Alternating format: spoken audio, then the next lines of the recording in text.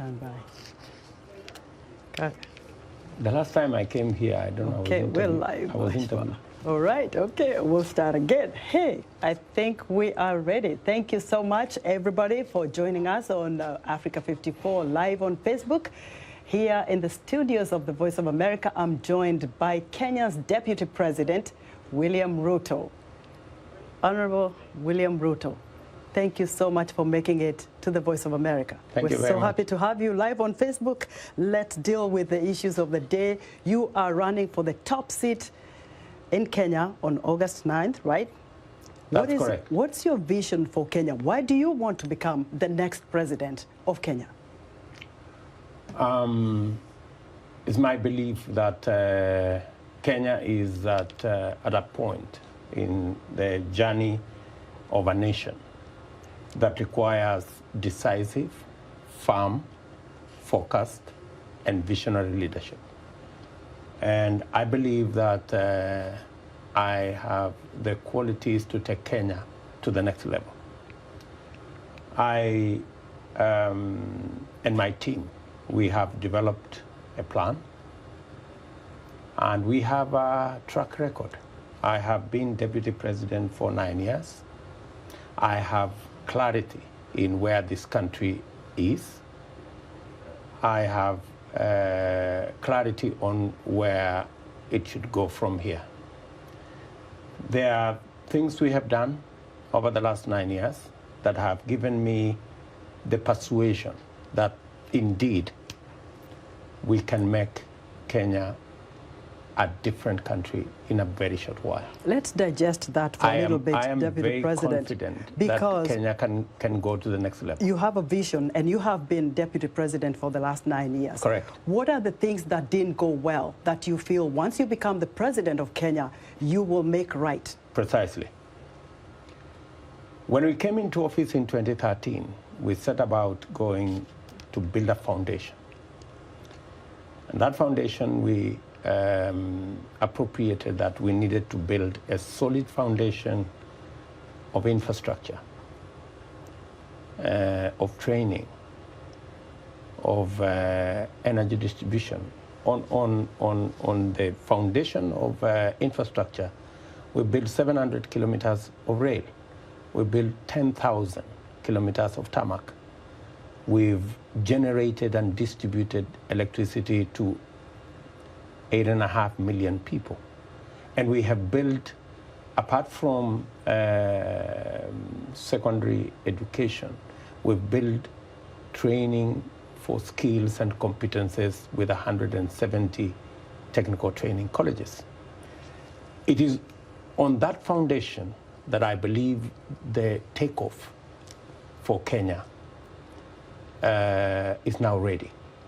And amongst the things, as you've asked correctly, the things that we didn't manage to achieve in the last 8 years, and especially in the last 5 years, we had set out a program called the Big Four that had huge investments that would create jobs, that had investments in agriculture that would not only build capacity, it would also enhance productivity of our very progressive farming endeavors. And we had in it a whole program on universal health coverage and manufacturing. Unfortunately, the Big Four plan did not go as we had planned. Why? Because we got ourselves engaged in another program that was not part of the agenda upon which we were elected. And the program was what you know, or what is now called as the handshake and the BBI and everything else that went in that direction. I get it, but before we get to the BBI, the Building Bridges Initiative that President Kenyatta started, and then, of course, the handshake with his former rival, Honorable Raila Odinga. What happened between the two of you? And I'll ask you this because when the two of you were, I'm going to say the Kenyan way, were roasting at the ICC. You both got exonerated. You went back to Kenya. Yes. You became like brothers. You actually used to dress the same way, same suits, same ties. I mean, Kenyans were mesmerized. The world was. The people who knew, oh, these guys came back. They are like brothers. They are fighting. They want to become president and deputy president. You worked it out. And you see, for Kenyans, they yearn for cohesion. They yearn for harmony. And they hadn't seen that in a long time. This is a country of more than 40 ethnic languages and communities. So they saw something good in that, and they voted you in. The first term went well. The second term, where did the fallout between you, Deputy President Ruto, and President Uhuru Kenyatta come from? What happened? Tell us. History is going to be written one day, and I'm sure details will be out there. But let me say the following. In our first term, we were focused as a government on delivery of our plan. And that is why our first term stands out. Every legacy program President Uhuru Kenyatta will go home with is the programs of the first term. Whether you talk about the SGR, whether you talk about our road network, whether we talk about our electricity connection, whether we talk about the equipment we have supplied in our referral hospitals, whether we talk about the TVET program, that's all first term.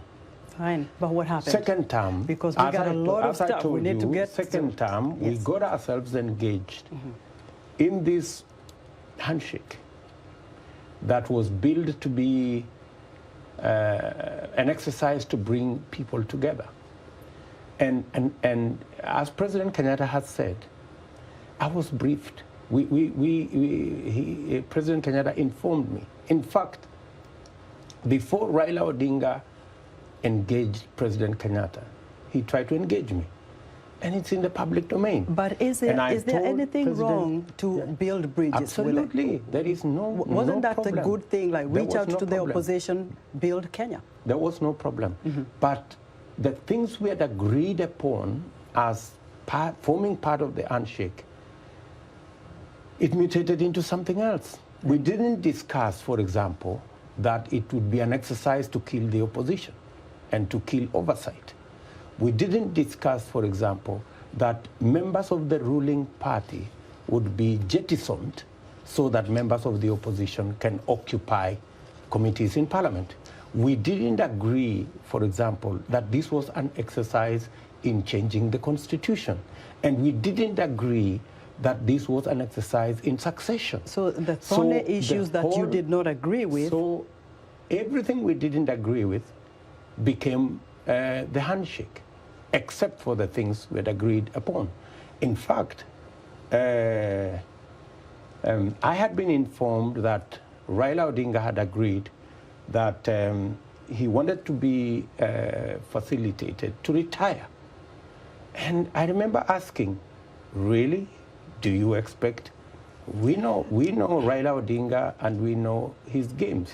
And I was saying that time, I don't think Raila Odinga is going to retire. I'll say this to you, I think he's going President. to talk about the Constitution.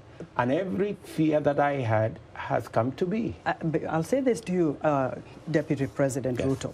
Before Uhuru Kenyatta, you and Raila Odinga were working together. You were in the opposition with him. Until, of course, this elephant of ICC came, and then, you found yourselves together. Of course, you came back, like we said, you became good friends, you worked for the government, things were moving, and people were happy.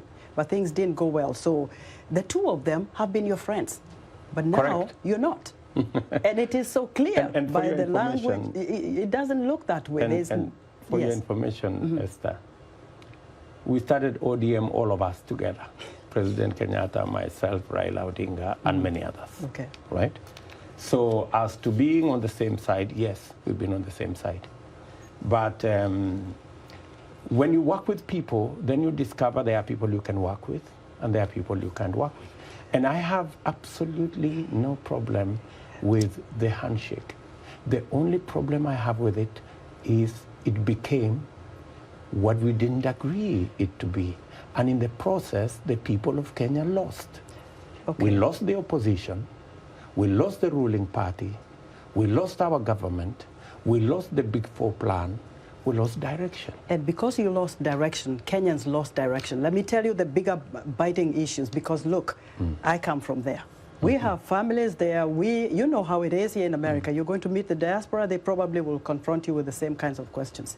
The moral fabric of Kenya has gone way so bad that what we're reading every day is killings, children being killed, people have lost their mind, there is no food on the table, the economy has dwindled, and there's high-level corruption. This is the root cause of the problem in Kenya. Every day we wake up, we're looking at the newspapers, we're reading stories that we've never seen before in the history of Kenya, where a woman will wake up and poison her kids because she can't handle it anymore. Deputy President, you are on the front lines in the churches. We know where you stand with your faith. What is wrong with the Kenyan fabric? Why are Kenyans so desperate to that level? We read this news and we wonder what's going on with our motherland. It is not good at all. What are you going to do about it? Because you're running for the top seat. On what grounds now, if people cannot put food on the table? People are committing suicide. There's even incest in the families. We got to tell it like it is, because that's what's happening in Kenya. How are you going to address that? Because all we see is that little bickering of politicians while people are suffering. Yes, there's COVID. That is global. What is the problem with Kenya? What's the problem with this high-level corruption? What's the problem with not putting food on the table? Why can't we feed Kenyans? Why can't you feed Kenyans? You're the leaders. It's your responsibility. Answer me, because I'm very emotional on that topic. Thank you very much, Esther, and I feel you. Yes. To be able to diagnose the problem of Kenya in this interview, we will not do justice to it. Well, highlight a few things. So I'm going to give you the broad picture. Things are difficult in Kenya, but they are not as bad as you've described. I think. We'll see the feedback on Facebook. I think you've been reading the social media too much. No. No. But yes, we have a situation that needs to be addressed. Yes. And that situation is not out of control. I can tell you that, yes, we can deal with the problem of hunger in our country. It's unfortunate that we dropped the subsidies on agriculture inputs, and by so doing, lowered the productivity of our farmers. It is my very strong belief that the very first thing that we must do is to sort out our agriculture. How do we do it? One, we need to put in resources to make sure that we enhance the productivity of our farmers. That productivity of our farmers, whether you're talking about milk, whether you're talking about tea, whether you're talking about coffee, whether you're talking about sugarcane, maize, wheat, rice, enhancing productivity is the way to go. And we have all the planks in place to enhance the productivity of our farmers, because it is through enhancing the productivity of our farmers that we can produce food in enough quantities, be able to lower the price of those quantities, and be able to make sure that every Kenyan can afford a meal. As a result of the economic challenges, you've said correctly, brought about by COVID, but again, brought about by an economic model that doesn't carry everybody, because of trickle-down economics. Fewer people are included in the economic cycle, and the majority are left out.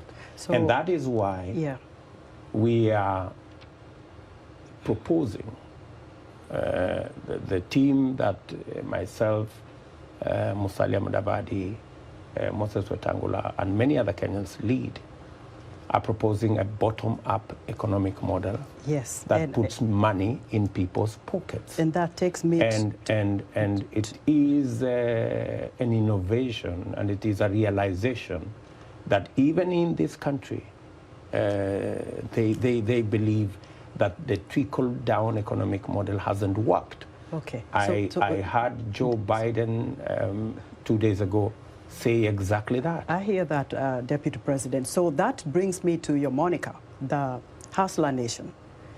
How viable is that? And for people who probably don't know what the Hustler Nation, it's like you want to say you started way poor. You are out there, you know, hustling to make ends meet. But a lot of people don't buy that either. They feel that you've been in a political, you know, path for a long time with former President Daniel Arap Moi. So you've been able to make some money. You've been able to do okay. And a lot of people who are hustlers, they're people who can hardly put food on the table or have 2 meals a day. And so how do you, what's your vision of this Hustler Nation? How are you going to build that up for people who can't even afford a meal a day? The Hustler Nation is about an economy, and it's about an economy that works for everybody. The Hustler Nation is not about rich people versus poor people. That's not what it is. The Hustler Nation is about a nation of possibilities, a nation that gives equal chance to every citizen and provides a ladder for every citizen to climb up the economic ladder. And if you listen carefully about our proposals on the bottom-up economic model, it's about the people who have no jobs. How do we create jobs deliberately? How do we put resources where we can deliberately create more jobs so that we can get people off the streets into work? Give me some samples of that, because it's your vision. How do you do that? For example, yes, in our Big Four plan, we had a whole program on social, low income, low cost housing. It wasn't about the houses, it was about the jobs. And for your information, we got close to 4 trillion Kenya shillings of commitments of people who are ready to partner with the government of Kenya in that program. However, and unfortunately, that program hasn't taken off because we have been busy doing the BBI and the rest of it. So these are deliberate programs. The second item is to make sure that the 10 million odd people who are in the micro, small, and medium enterprise space, who today have no access to credit. They pay as much as 1,000, maybe 2,000, sometimes 3,000% a year, while corporates pay 10% a year. So it's about access to credit for small business. It's about access to inputs for farmers. It's about access to opportunities for young people. That is what this is all about. That is what bottom-up is all about. How do you get the people at the bottom of the pyramid who have jobless to jobs? How do you get people at the bottom of the pyramid who have no access to credit to access credit? Let's get on. How do you get our peasant farmers to access for a long time, Deputy resources President, and inputs? Corruption has been endemic in Kenya, and you know that. We've seen, you know, millions of shillings taken. And I was going to take one of your ally now, Governor Waiguru, but she didn't, you know, make it for this interview. Because when she was the devolution cabinet secretary, 95 million shillings disappeared. And part of it was a big scandal. Part of that was used to buy condoms. I mean, and then even though she left that position and vied for, you know, a county governorship, that money has not been found. We never had anything about that money being found. And I'm not only pinning that. What I'm talking about is there has been high-level corruption in Kenya.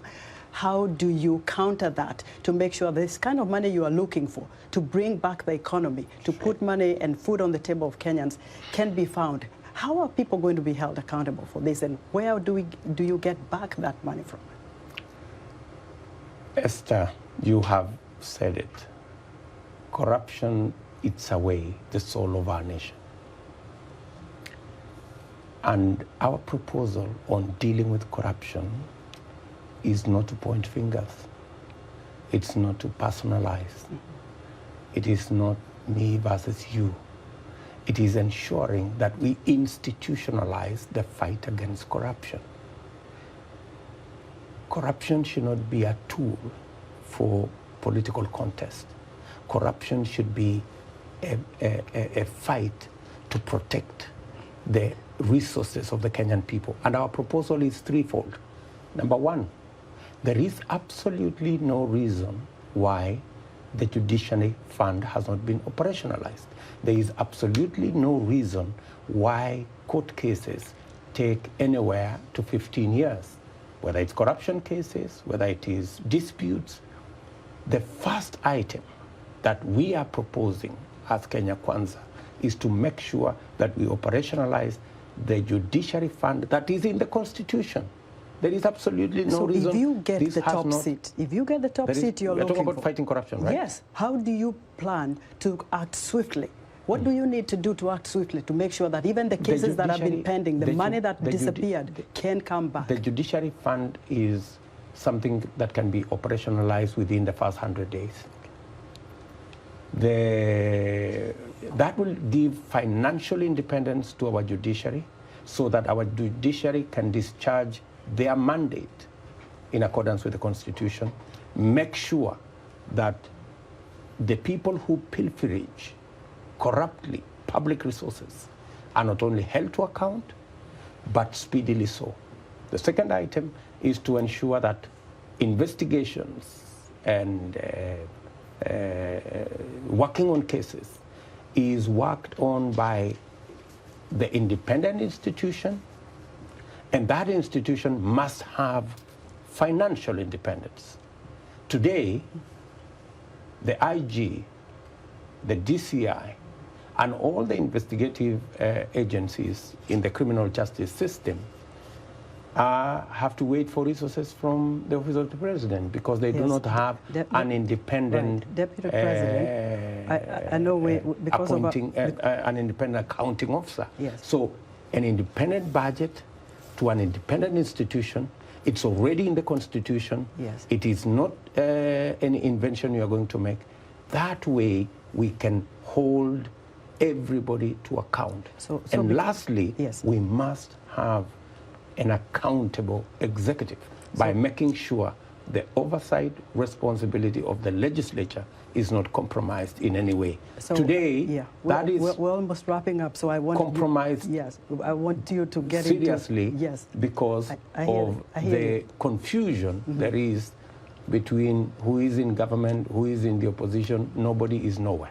While you're here in the U.S., and I hope you can make this as brief as you can, there were claims that you've made of possible rigging of the upcoming elections, and your idea of whether IEBC is independent or it's not. Give us a thought on that. Should we trust the results of the upcoming elections? What is your take? Because there was stuff written about what you said. You are kind of concerned that there could be possible rigging of the upcoming presidential election. Make it brief because our time is running out. We have confidence in the ability of the Independent Boundaries, Electoral and Boundaries Commission to run a credible election. We have absolutely no doubt in our minds that without interference, the IEBC have the capacity to deliver on their mandate. All right. That's number one. But when you have public